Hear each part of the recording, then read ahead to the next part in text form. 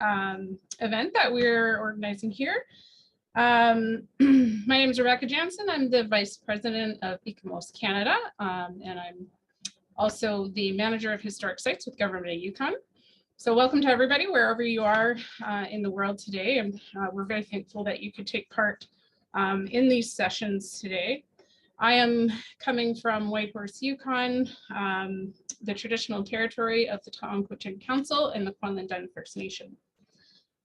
This is the second session in 3 days of thought-provoking presentations, discussions, and reflections on the 50th anniversary of the World Heritage Convention. This session today will look at the evolution in how these sites have been managed over the years and into the future, touching on Indigenous leadership, greater ecosystem conservation, and tourism management. We have two presenters today, or three presenters, two presentations that we'll go through throughout the sessions. If you have any questions that you would like to pose to the panelists, there's a Q&A button in the bottom. Feel free to type in your questions. We see those, and if there's time at the end, we will go through the questions. So without further delay, I'll introduce Superintendent Cam Shawley, sorry if I pronounced that wrong, of Yellowstone. Cameron assumed duties as the Superintendent of Yellowstone National Park in October of 2018. During his tenure, Cam has worked with Yellowstone's team to set new strategic priorities that focus on the Yellowstone workforce, strengthening the Yellowstone ecosystem, delivering a world-class visitor experience, investing in infrastructure, and building coalitions and partnerships. He holds a bachelor's degree in management from St. Mary's College of California, a master's degree in environmental management from Duke University, and is a graduate of the Harvard University Senior Executive Fellows Program. Cam was awarded the Superintendent of the Year Award for the Southeast Region in 2011 and the Department of Interior's Meritorious Achievement Award in 2015 for his wide-ranging executive leadership actions. Welcome, Cam. Thank you, Rebecca. Good afternoon or good morning, depending on where you are in the world. Really looking forward to this discussion here today. I've been in Yellowstone just over 4 years, and I think that Yellowstone is a uniquely situated for us to have a discussion about the importance of World Heritage, and not just the World Heritage sites here in America, North America, but around the globe, and the incredible support that so many of you give us and help us to succeed in, very, very challenging times. Normally, if we were face to face, I'd ask you to raise your hand if you've been to Yellowstone. I'll assume that many of you have, and I'll assume that some of you haven't. For those of you that haven't, it's an open invitation. I encourage you to come and visit whenever that's possible. But Yellowstone is a spectacular park. We're in our 150th anniversary this year. So Yellowstone became a park in 1872. And if you think about that, it's just about 7 years after the American Civil War. And there wasn't a single member of Congress who voted for the Yellowstone Park Act that had ever been on the ground in Yellowstone Park at the time the bill passed. And so I think that it's probably one of the most incredible and visionary things that the United States Congress has ever done.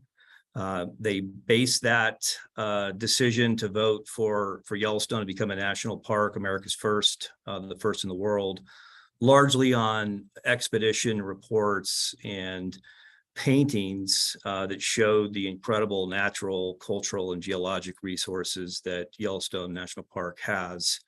We got a lot wrong in the first, say, 80 to 90 years of Yellowstone's existence. So, 150 years this year, and the first 80 to 90 years, 100 years ago, we killed every predator in that park. For the most part, we extirpated the wolves, mountain lions. We significantly reduced the bear population. And that was just the way things, the people at that point in time, they thought that that's the way that ecosystems should be managed. We decimated the bison population in Yellowstone from tens of thousands to less than 25 animals in a very short amount of time. 50 years ago, we were feeding bears literally out of garbage dumps in Yellowstone so visitors could see them.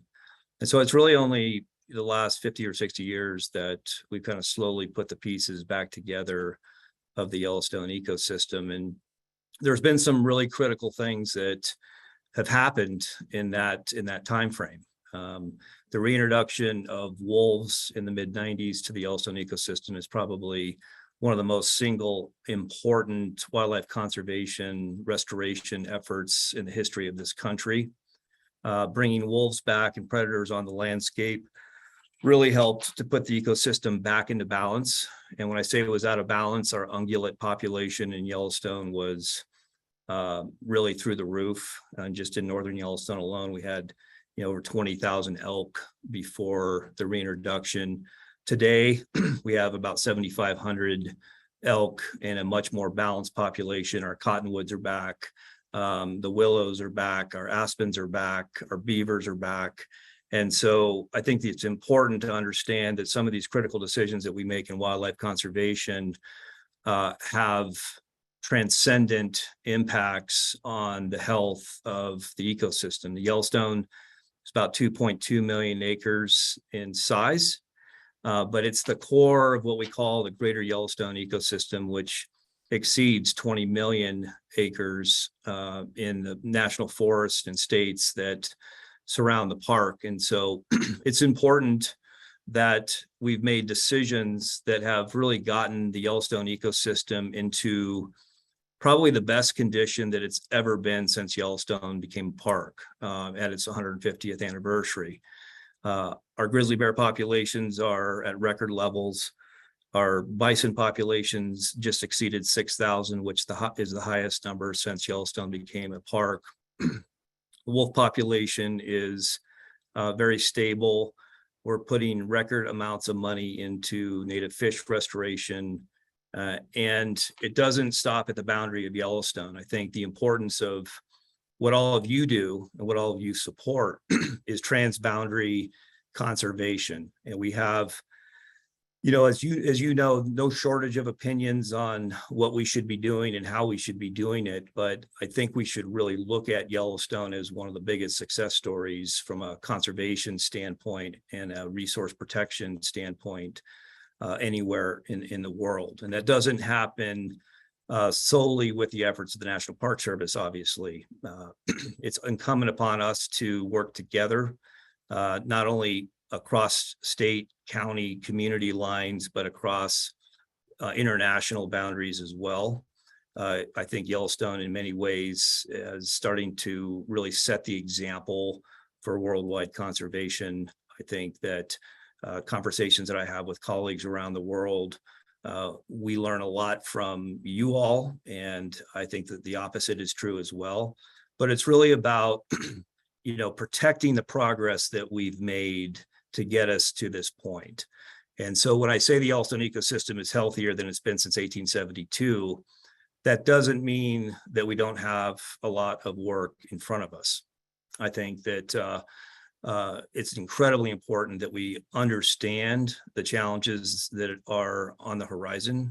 Some of you know that we went through a 1 in 500 year flood event this year. I'm not sure what 1 in 500 year flood events mean anymore. I think the likelihood of another similar event occurring because of climate change much sooner than the next 500 years is likely. Across the national park system in America, we're seeing an incredible amount of natural disasters and hurricanes and wildfires, longer fire seasons, major impacts that are occurring, and in many ways, threaten a lot of the progress that we've made. So it's not a time for us to sit back and say we've succeeded. It's a time for us to continue to work together, to build coalitions, and to understand and better respond to the challenges of the future. Some of those challenges include climate change. Obviously, I mentioned Are we prepared? Do we understand? We talk a lot about climate change in the abstract, longer fire seasons, warming water temperatures.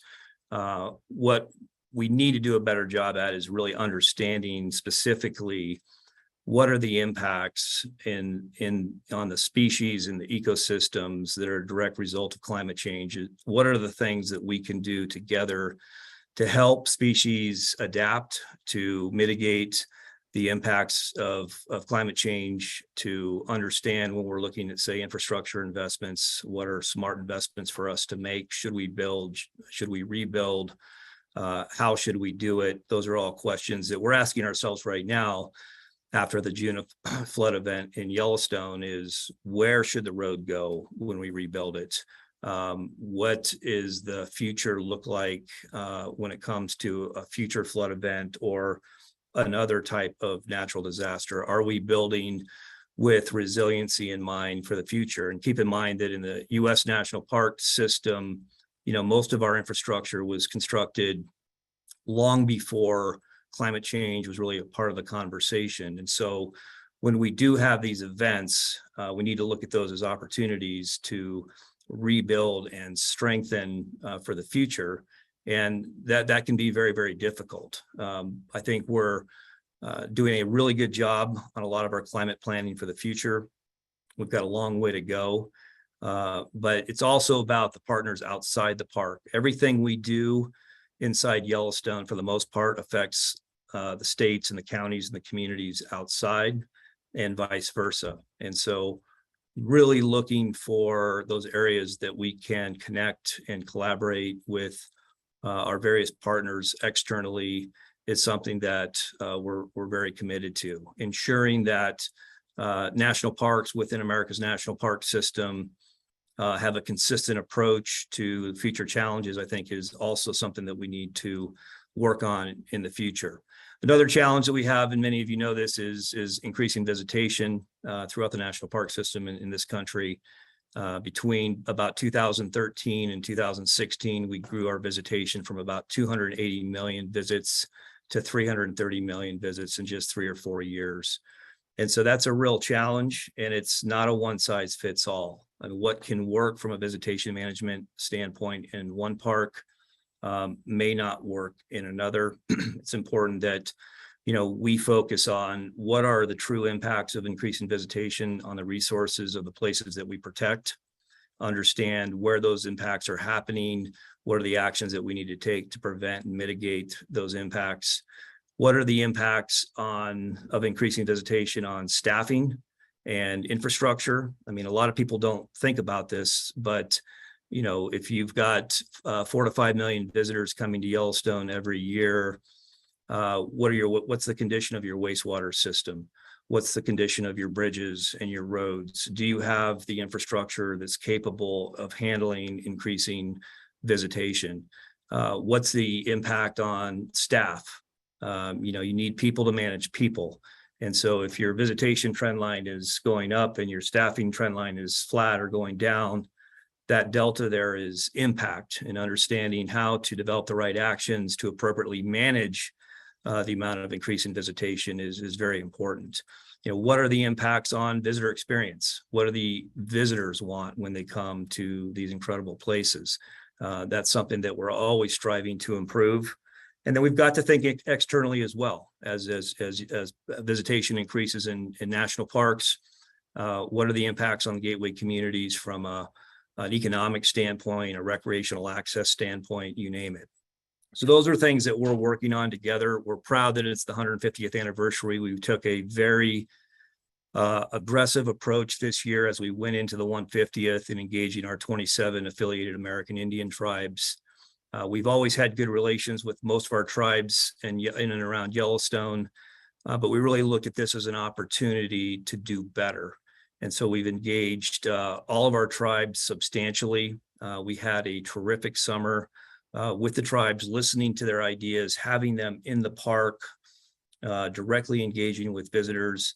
I mean, a primary part of the National Park Service mission is for us to tell America's history, the good and the bad. And no one can tell the history of the American Indian tribes like the tribes themselves. And so we started our first Tribal Heritage Center at Old Faithful, where we had over 30 tribal scholars and artists and presenters directly interacting with thousands of visitors over the course of the summer. We had multiple other ceremonies and tribal activities that we hosted in the park. And we really looked at this as not a one-year deal, but what are the things that we can do to build for the future and what can we make permanent? And so we'll always be heavily engaged with tribes from a government to government consultation standpoint. It's one of our highest priorities. But I think what was interesting about this last summer is we really started to develop better relations with all of our tribes, more trust, more open dialogue about what was possible. And we're very, very excited about the future. So with that, I think I'm at the end of my 15 minutes. We'll look forward to the next presenters and some Q&A at the end. But I want to thank all of you for attending today, for your support. And please continue to give us your ideas about how we can do better, not only here in Yellowstone, but across the national park system in this great country. Thank you.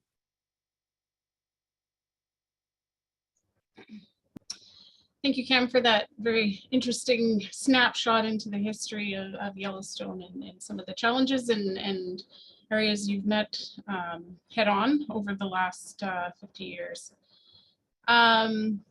So I will present our next speakers.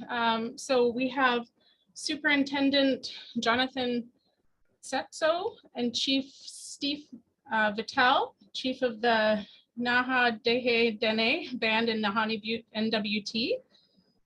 Jonathan started as a summer student in Nahanni 24 years ago after completing a Bachelor of Science in Conservation Biology from the University of Alberta in Edmonton. He returned to work in Nahanni afterwards. He is now the superintendent for Nahanni National Park Reserve and the first Dene person to hold this position. Chief Steve Vitale believes that leadership is an action and not a position. As per him, leadership is about inspiration, impact, and influence. An avid book lover and outdoor enthusiast, Chief Vitale has experience working with many top-notch organizations, including NWT Power Corporation, Parks Canada, and Norzink in key roles. He also has experience working with Indigenous-led businesses prior to becoming the chief of the Nahanni Butte Dene Band. He has more than 26 years of work experience. Under his exemplary leadership, the Nahanni Butte Dene Band has secured funding for many major projects in the community, ranging from housing to infrastructure to community beautification. So I would invite you both to turn on your cameras if possible. I see there's potentially a bit of an issue with audio connections, but hopefully you're both there and able to present. I'm here, but I don't have no video connection. Okay, and Jonathan, you're able to connect as well?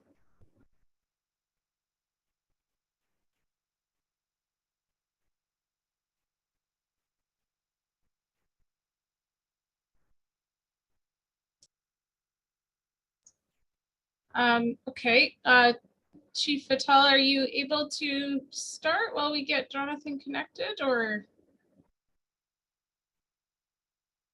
Yeah. Okay. The floor is yours. Okay. Well, whatever I had to say there, you pretty much took the words out of my mouth on your introduction. But yeah, like I don't even know where to start. But yeah, for like you said, Jonathan started as a summer student 24 years ago, and he completed his Bachelor of Science in Conservation Biology at University of Alberta in Edmonton. He returned to work in Nahanni Butte. He is also superintendent for Nahanni National Park and is one of the first Dene person to hold this position. Yeah, and I also know Jonathan Tetsu, and I've worked alongside with him in the Hanny National Park on building the boardwalks and whatnot. And now we got this agreement with them, so we are all working together and establishing a shared park. So it's quite interesting, and looking forward to the next coming years of when our buildings come up and have some employment for in the community.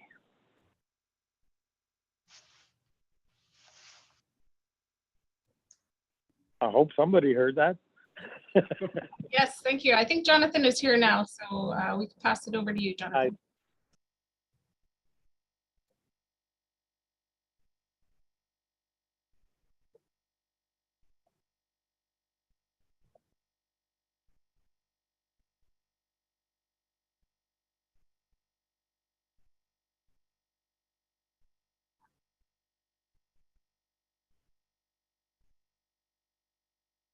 It's on you, Jonathan.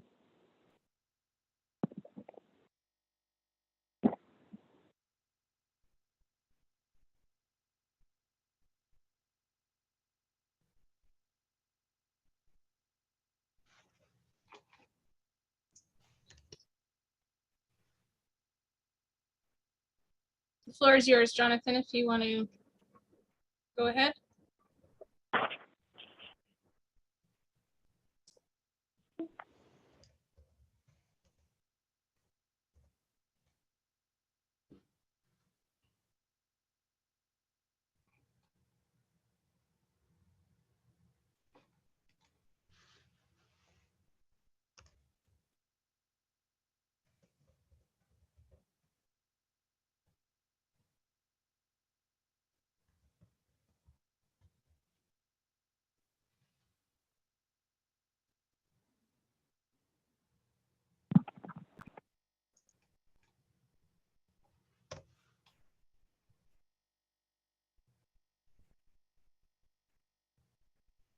Okay, sorry, we seem to be having some potential connection issues. Just bear with us for 1 second.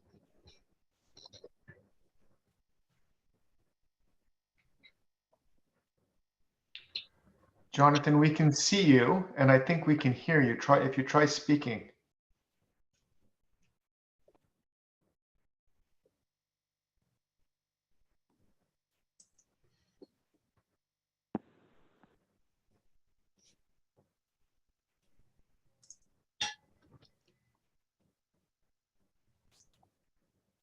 I don't think he can hear us.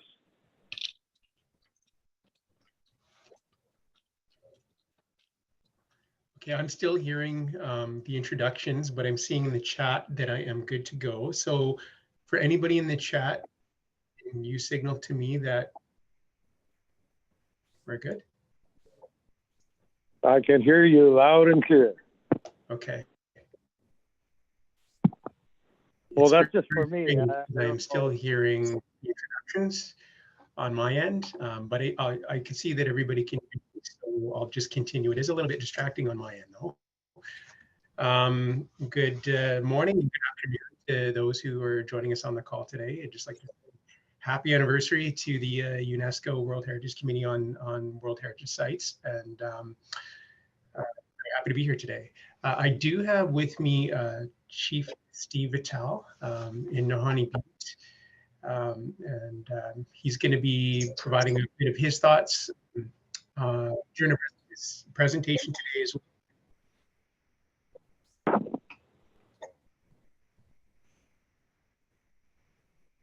I'm getting feedback.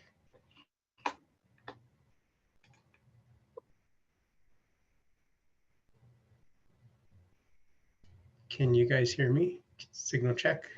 I'm looking in the chat bin. I'm good. Yeah, there's a significant delay. Okay, Rebecca says I'm good to go. Okay. Next.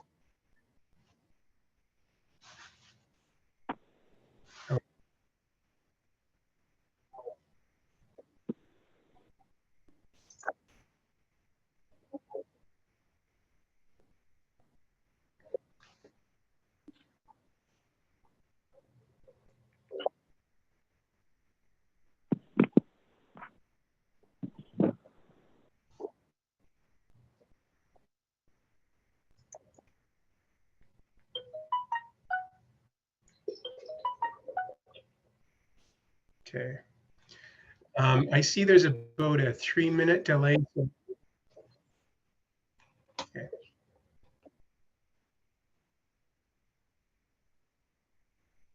Okay.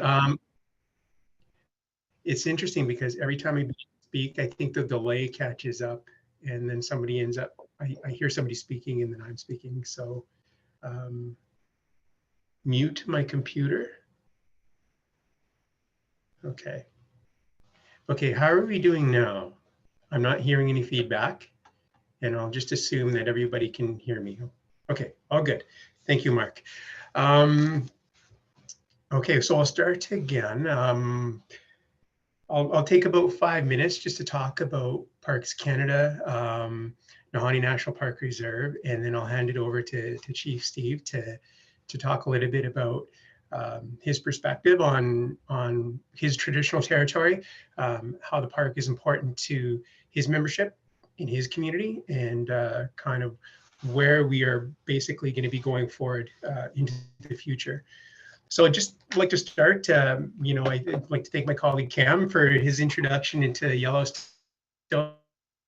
I learned quite a bit. It was very informative and a much different story in terms of conservation issues that you guys have been dealing with, just by virtue of the nature of occupation and creation of the parks in that part of the world. So Parks Canada is a large organization, and right now we have 37 national parks and 10 national park reserves spread right across Canada. And that makes up about 3% of Canada's landmass. The Parks Canada Agency is tasked with protecting and presenting nationally significant examples of Canada's natural and cultural heritage right across the country. And a lot of the focus is on doing this on the benefit of Canadians. So by and large, Canadians really support national parks. It is something that is of value to them from an ecological perspective as well as a recreational perspective. So we're a large organization and we are spread right across the country. And I'll turn our focus to Nahanni National Park Reserve. It is situated in the northern part of Canada, in a region called the Northwest Territories. Parks Canada, or Nahanni National Park Reserve, was established in 1976. And part of the establishment was predicated on the idea that Nahanni was a very significant place in terms of just the natural beauty of the park. So in Nahanni, it's been explained before to me that it is very much like a number of national parks bundled into one, right? We have hot springs like in Yellowstone. We have large canyons like you would see in Grand Canyon National Park. We have fantastic waterfalls that you would see, like, for example, in Niagara. So for our visitors, they really enjoy all these elements of the park as they're traveling through the park. We are a remote wilderness park, which is fly-in only. Many of our visitors will paddle in canoes and rafts down the South Nahanni River, and they will end their trip in the community of Nahanni Butte. We get approximately 1,000 to 1,200 visitors per year. Many of them are paddling the river, and some are flying out to the location on these day flight tours. So it started out quite small, quite modest in 1976. And the region of the Northwest Territories does not have a very large population. So at the time, there's probably maybe 35,000 residents spread out over a very, very broad, vast landscape. So we didn't have a whole lot of infrastructure, roads and bridges and things like that into our communities, and it was quite remote. So when Parks Canada came and established the park, it was established as a park reserve. And it was quite intentional because there were things that were under discussion with the local Indigenous groups and the government of Canada in terms of land and resources, education, culture, employment. All those elements of broader governance were still outstanding, and those organizations were working those out. So creating a national park had to be slow and modest, and we started out as a reserve. And what a reserve is versus a national park is it does not, our legislation is such that it does not prevent Indigenous communities from continuing on with their traditional resource harvesting activities. So that kind of set the framework. Now, we are in 1976. The social and political climate is much different at this time. So Parks Canada came in and, we're setting up infrastructure. We're getting set up in the community of Nahanni Butte, which is the closest community to the park. And we're starting to issue licenses for river outfitters, and we're getting much of our infrastructure in place to manage this park. It wasn't until about the mid 1980s that our administrative office moved from Nahanni Butte over to Fort Simpson, which is a slightly larger community, which has more access to regional services. So that's kind of where we started out in terms of establishing the park. Now, when we were putting a lot of the infrastructure in place in the park, we were sourcing a lot of local labor, and a lot of folks from the community of Nahanni Butte had built our cabins, they built our boardwalk, but there was still quite a bit of, there wasn't a voice necessarily at the table in terms of broader strategic management direction and decisions. That was a bit of a gap. And I think it had taken about probably 30 years before we started to realize that there's value in that. Not necessarily that there's value in that, but we need to change how we look at managing Nahanni. So it was in 2003 that Parks Canada, the Naha Dehe Dene Band, and the Dutch First Nations signed an interim park management arrangement, which formalized our relationship with the community in terms of how we make decisions in the park. And then shortly after that, we signed a memorandum of understanding to expand Nahanni, because when we initially set up Nahanni, it was about 4,700 square kilometers. And the idea behind that was it was going to be small until we can kind of sort out what this conservation exercise looks like longer term. So from 2003 to about 2009, there was a lot of work that went into what this larger conservation area would look like. And in 2009, Parliament of Canada announced that they were going to be expanding Nahanni sixfold. So we went from 4,700 square kilometers to about 30,000 square kilometers. And that was a pretty significant conservation achievement. I think the late Minister Jim Prentice at the time said that it was the conservation achievement of a lifetime for our part of the world. Similarly, the Grand Chief at the time indicated that this is the Dutch's gift to Canada and Canada's gift to the world. I'm just going to step back a moment to the memorandum of understanding to expand the park and the support for that. A lot of that was based on some of the issues that my colleague Cam had spoke to earlier, with greater pressures with species at risk, climate change, and clean water. So the elders at that time wanted to protect water. And what is a good way to do that? You create perhaps national parks kind of at the headwaters. So there was a lot of support right across the board to expand the park. So basically what that expansion had done, it was opened up the door for us to kind of revisit our relationship with the Naha Dehe Dene Band and the Dutch First Nations. And over the preceding 10 years, negotiations started to create what is known in Canada as an impact benefit agreement. We came close to the end of that process earlier this spring. A lot of really good work, good thinking had gone into that agreement right across the table. And just recently, this past month, we made the announcement to have a new agreement in place that would replace the old agreement. So this is called the Dacho Godi Gade Agreement, which means following the words of our elders. And that is going to chart the path forward for our relationship in the park with the community of Nahanni Butte, as well as the Dutch First Nations. So it's a very exciting agreement. I'm very, very pleased to be working with the communities to bring this agreement to life and set a good path forward for the next generation. So I think with that, I will leave it at that, and I will just hand it over quickly to Chief Steve to elaborate on their elements from the agreement.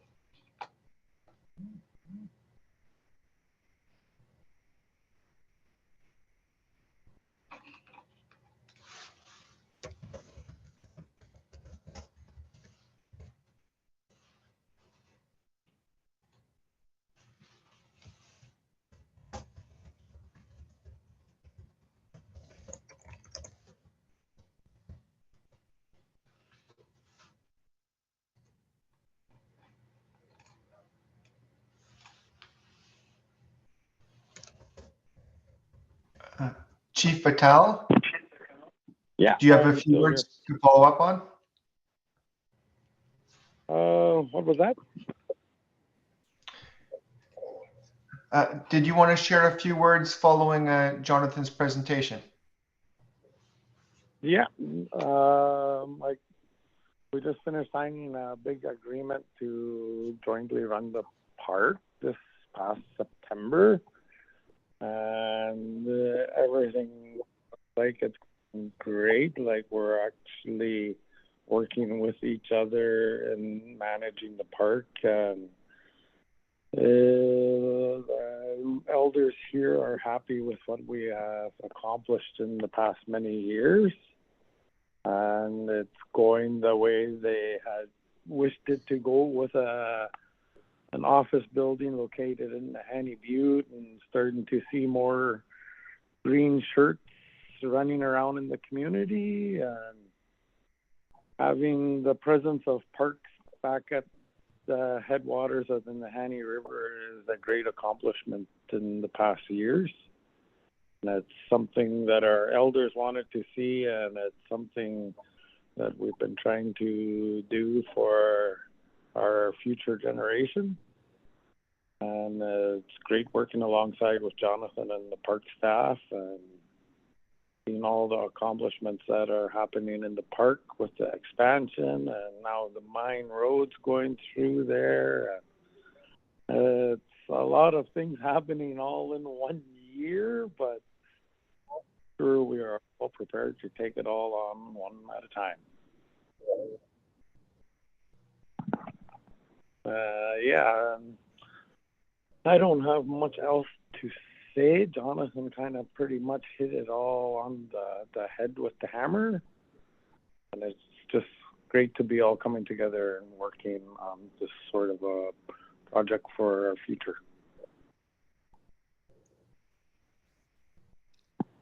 That's great. Thank you to Chief Patel and to Jonathan for that presentation.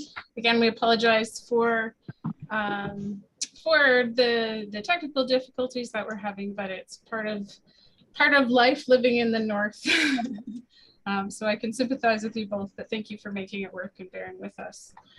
We can open the floor up to questions now. So a reminder that there is the Q&A box in the bottom of your screen. So if you have any questions for any of the speakers, feel free to put them in there. We can see it, and I'll try and get to them as soon as possible. Maybe just to start off, though, I have a couple questions of my own, and some other kind of larger questions that we had. So it's really interesting, I think, to see kind of the similarities and the differences between these two sites. You know, obviously the population density and number of visitors is a pretty big difference. You know, I think you said that you're dealing with multiple millions, 283 million visitors at Yellowstone versus, you know, 1,200 visitors in the north. But a lot of the impacts and challenges, I think, that you highlighted are very similar. So one of the questions that I had for the panelists, so kind of building off the question of how do you ensure that the governance of the site is adaptable based on changing socio-cultural context, but I want to further expand that And I'm just curious how you are incorporating more Indigenous knowledge and traditional knowledge and matching that with kind of the scientific data that you have to better manage the site. Is that for me? It can be for both of them, but yes, please go ahead and start. Yeah, so just to clarify, 280 million is in the entire national park system, not just Yellowstone. Yellowstone gets somewhere between 4 and 5 million. We'd have a real problem if we had 280 million people in Yellowstone every year. That's across 423 units of the national park system in America. I think that, you know, as far as Indigenous knowledge, a couple things that we're doing is that we're, I think, shifting in a good direction. You know, the Secretary of Interior, Deb Haaland, Chuck Sams, the Director of the Park Service, have really helped us to work in new directions and to improve and innovating how we open conversations with American Indian tribes. And I get one example that I have is, you know, we have a lot of exhibits in Yellowstone in our visitor centers and our wayside exhibits that people stop on the side of the road and look at. A lot of those panels and a lot of the information in those exhibits were derived from what the Park Service thought or felt the story should be. And what we've done is really shown our American Indian affiliated tribal partners what we're saying and where we're saying it, and are we getting it right? Are we getting it wrong? Where are we missing the mark? And trying to pull these tribes together to, in Yellowstone, it's such a large park, you know, certain areas of the park have special, you know, tribes have special appreciation for. So really working with individual tribes to make sure that we're telling the stories correctly. As I mentioned, I think the best way to do that is for direct interaction between visitors and tribal members on the ground in the park, and that's happening. It's going to happen more and more as we move forward. But when that's not happening, ensuring that the tribal voice is properly transcribed into the exhibits and the education materials that we have, our education programming. So when we are telling the stories or the history, that we're telling it accurately, I think is really essential for us. And that's a direction that we're really proud to be going.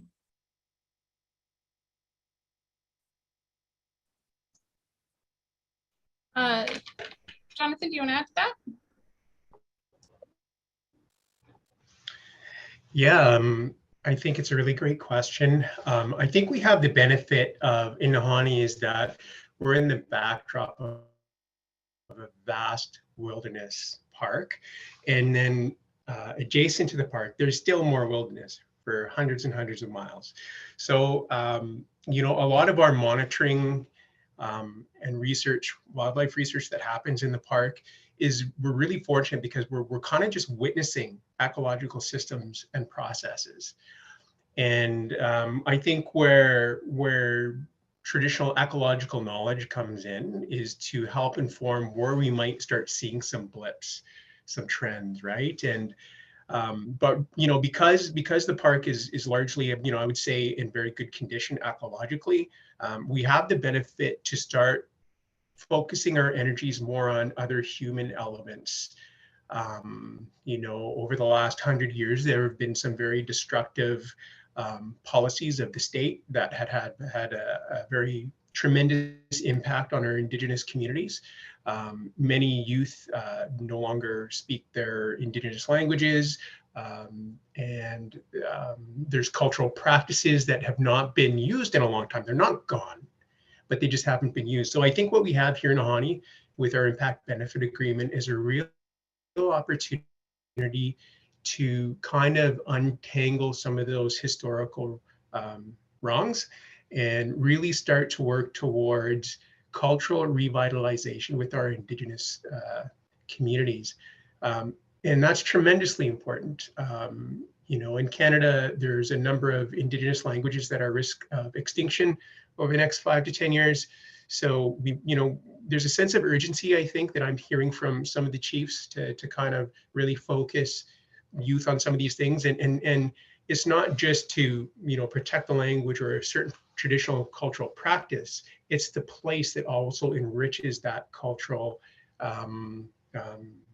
immersion and experience. And Nahanni has long been a significant place of cultural importance to the Dene. So, I think over time, as we start working on some more of these foundational pieces, hopefully what we'll see more integration of land use management decisions, decisions around how we're prioritizing our monitoring programs and our research priorities. And I'll just give an example. Sometimes traditional knowledge, you can't just sit down at a table with Indigenous leaders and say, let's talk about traditional knowledge.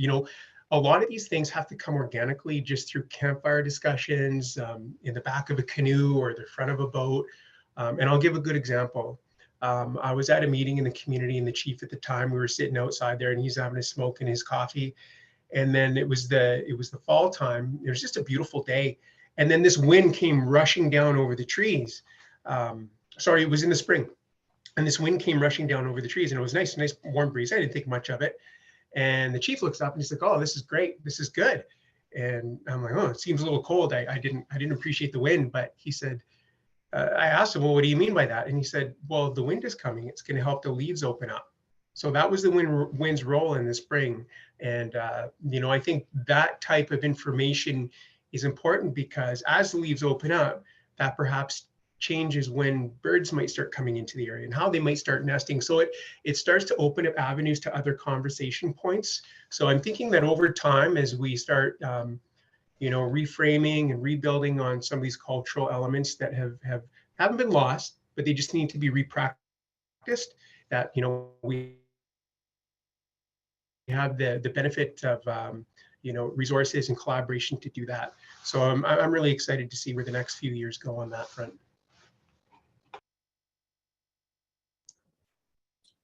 Great, thank you.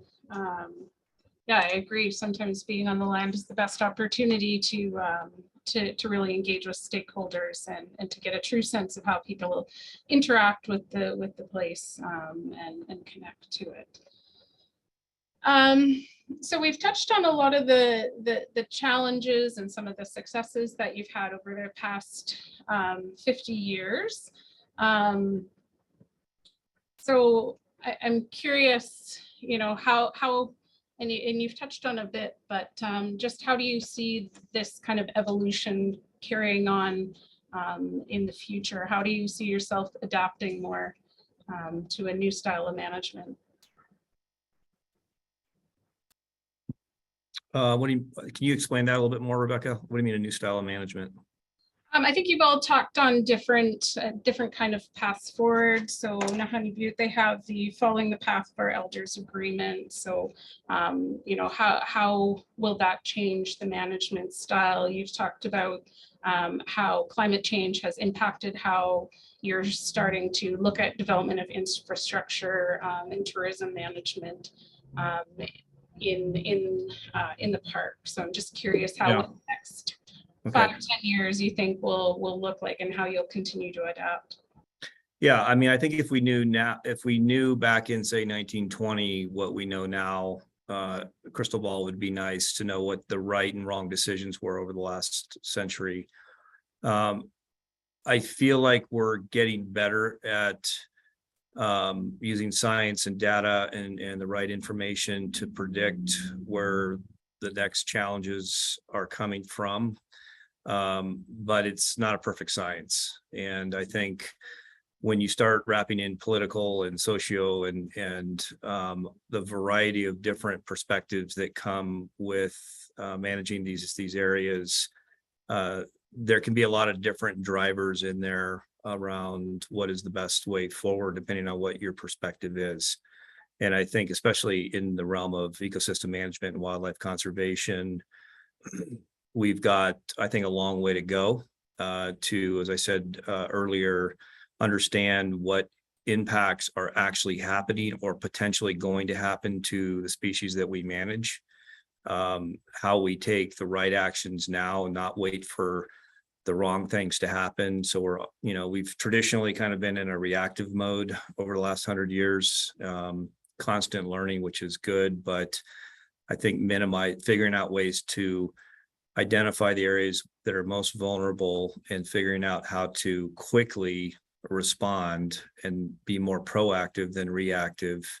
And to do that, it's not a Parks Canada only, it's not a National Park Service only type of thing. It's really engaging stakeholders far and wide. It's being willing to engage people that disagree. I think that some of the most valuable conversations that I've had in this job have been with people that maybe don't agree with what we're doing in Yellowstone. And we don't always find common ground, but many times we can, but you don't know unless you have the conversation. And so I think the transboundary conservation values that are really core to the success of the future can only be done in collaboration with good relationships. And that includes tribes, that includes states, counties, communities, ranchers, businesses, other stakeholders that have a vested interest one way or the other. And, I think increasing visitation is a substantial challenge for us in the future. We've got to pay attention to it. You see parks across America that have implemented fairly significant visitor management actions like reservation systems to try to moderate and control the amount of visitation coming into parks. As I mentioned, every park is in a different place with that. Some parks, might be really small and have huge visitation and are, required now to take significant actions. Others are bigger, maybe the trend line's growing, but are we prepared really to understand what actions are going to be necessary in the future? And I think that's predicated on us understanding what those impacts are. I mentioned on resources, on infrastructure and staffing, on visitor experience, and being willing to use science, data, and information to develop actions that are necessary to make the right decisions at the right points in time to continue to protect these places for the future.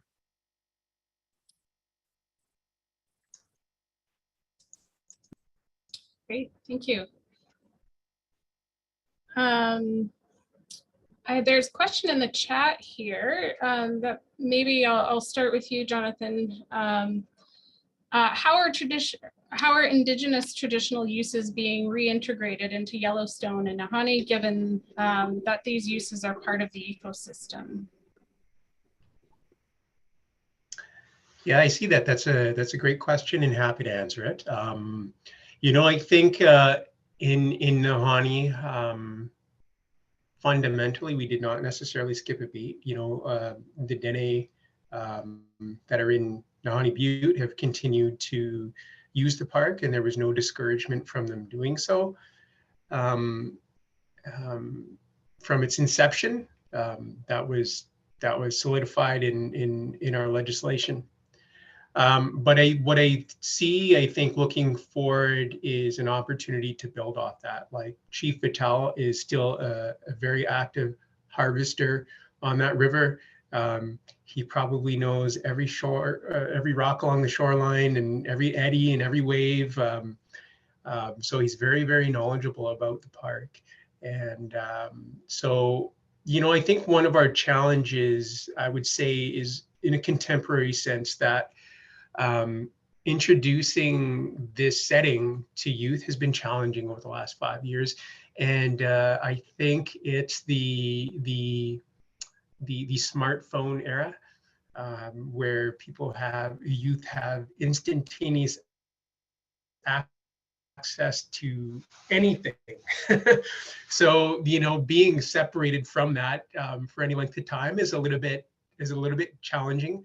I do know some of our colleagues that run youth ecology camps with the Indigenous communities. They find that when they do get a cohort of youth and they're out doing an on-the-land camp, that it usually takes 2 to 3 days for these youth to kind of be like settle down, and they're like, okay, we're hauling water, we're checking the fish nets, we're setting snares for small game, and we're looking for moose tracks, and they're starting to get into their environment a little more.